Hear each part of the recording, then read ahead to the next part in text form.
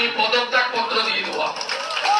একটাও বাংলাদেশি মুসলমান আর রোহিঙ্গা প্রথমে ভোটার তালিকায় থাকবে না, তারপরে বিজেপি এসে বুলডোজারের মাথায় তুলে কাঁটাতারের উপরে ফেলবো।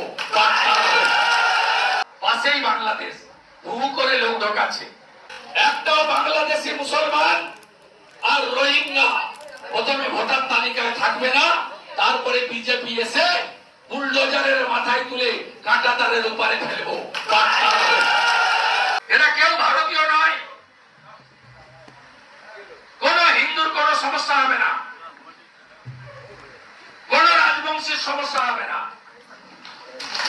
দায়িত্ব নিয়ে বলছি, আসামের মুখ্যমন্ত্রীর সঙ্গে আমার দুবার তিনবার কথা হয়েছে, বলছে একজনেরও কেশাগ্র স্পর্শ হবে না। আমি গ্যারেন্টার শুভেন্দু অধিকারী।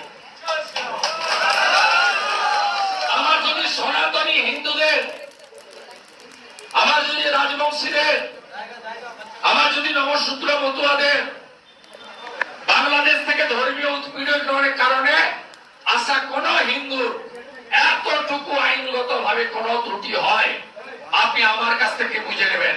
আমি পদত্যাগ পত্র দিয়ে দেব। কিন্তু এটাও কান খুলে শুনে রাখুন, একটাও বাংলাদেশি মুসলমান আর রোহিঙ্গা প্রথমে ভোটার তালিকায় থাকবে না, তারপরে বিজেপি এসে বুলডোজারের মাথায় তুলে কাঁটাতারের উপরে ফেলবো।